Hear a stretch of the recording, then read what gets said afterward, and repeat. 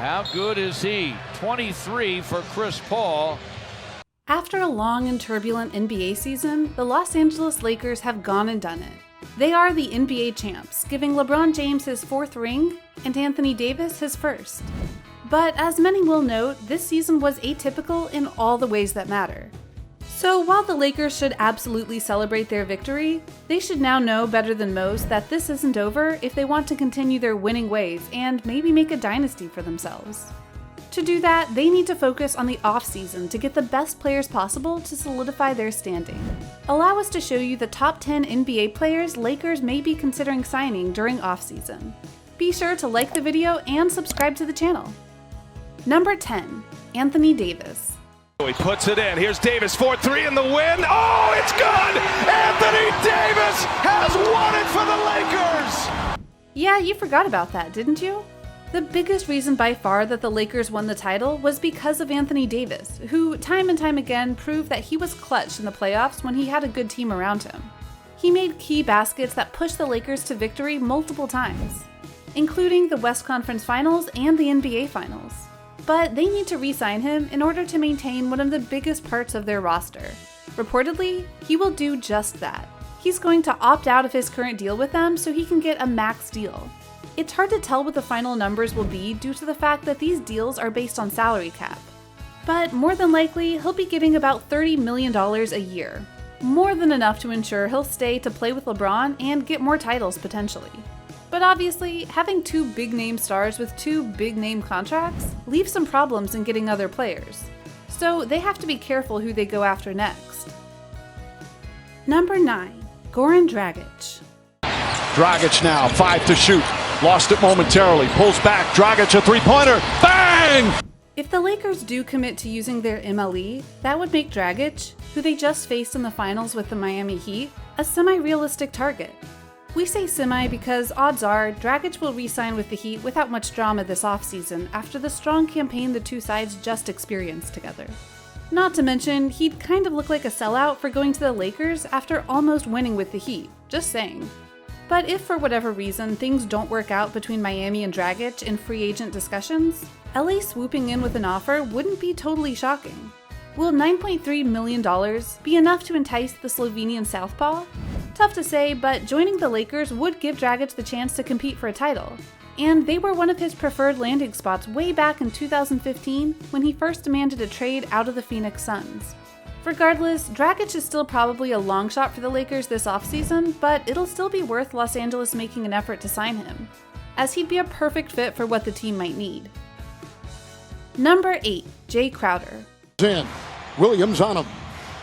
Crowder 3. Wow. Card. Wow. Hits another one. He's got 3. Yes, another Miami Heat player, but hey, LeBron knows that picking good players from your enemies works. Remember Ray Allen? Exactly.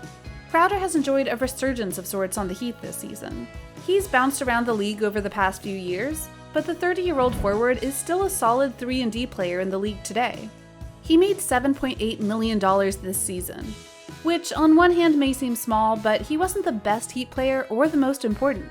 Miami could want to re-sign him and retain the rotation that's been so successful in the bubble, but they also may choose to rely more on their developing younger players instead. It's very much up in the air. Thus, the Lakers could go and offer a deal. He'd surely help the Lakers defend the perimeter while also benefiting from open 3-point looks created by James and Davis. Remember, the Lakers have to be smart about who they try and get, and that means getting players who can benefit from what they have now, and Jay Crowder might just do that. Number 7, Zach LaVine. Spots Zach LaVine and put that one into the dunk contest, the 360 slam. Let's talk now about Zach LaVine. This past season was huge for him in Chicago, as he proved his worth by getting 26 points per game, as well as proving he can be deadly from 3-point range when he gets hot, which is more often than you might think. Now, the logical move for the Bulls would be to keep him and build pieces around him to potentially make yourselves a contender again. However, with the East potentially getting much stronger next year via the Nets getting healthy and more, it might be wiser to try and get more pieces for LaVine. Now, where would he go? Some speculate a move to LA could be good. The Lakers or the Clippers could use him in various ways.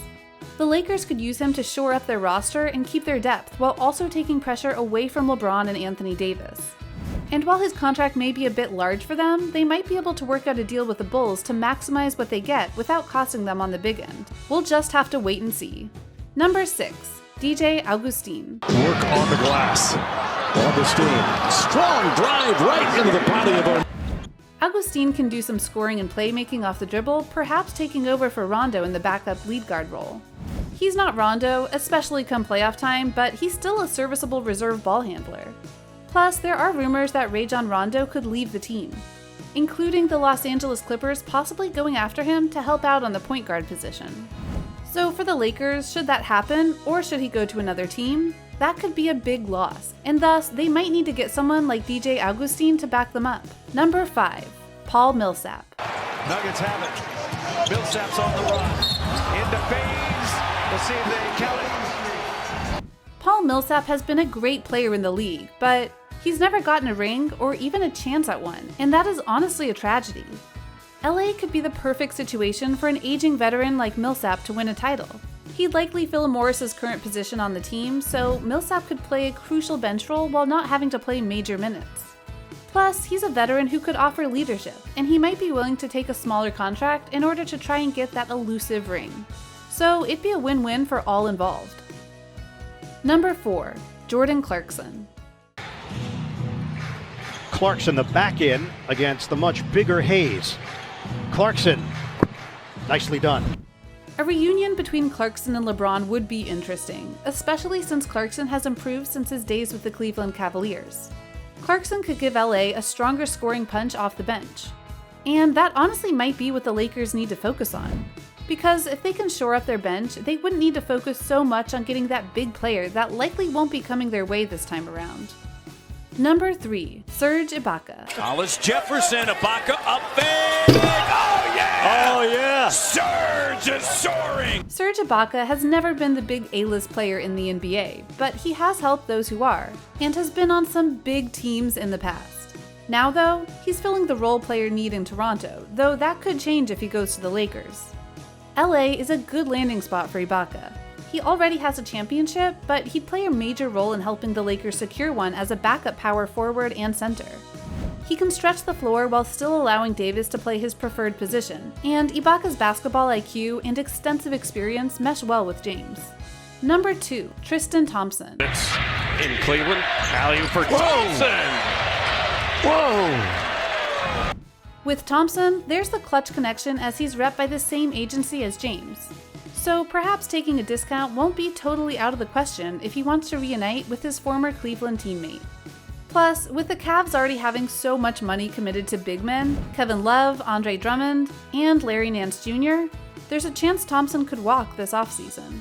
Plus, LeBron likes to play with people he knows, and having that familiarity with Thompson could be something he really tries to lean into with trying to get him. Number 1. Chris Paul. Oh, what a masterful move by Chris Paul. My goodness. If you've been paying attention to recent social media, you'll know that Chris Paul has been trending for a very simple reason. He's being rumored to go to the Los Angeles Lakers.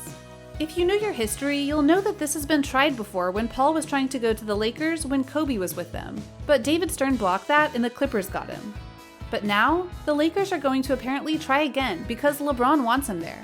And we doubt the NBA will try and stop it this time. Chris Paul would be yet another piece to a dominant Lakers team, and arguably would be the floor general piece that they need to take pressure off of LeBron and AD and ensure that no one in the Western Conference can touch them without some serious deals. Plus, LeBron and Paul are dear friends, and he's wanted to play with him for some time. It would take some serious moving to get it done, but if they do it, yeah, they'll do it. If for no other reason than to make LeBron happy. So what do you think? What do you think of these players that could truly change the game for the Lakers in the offseason? Which of these moves do you honestly think they'll try and make? Which ones do you feel are a bit out of reach? What do you personally think the Lakers need to do in order to go and do a repeat performance?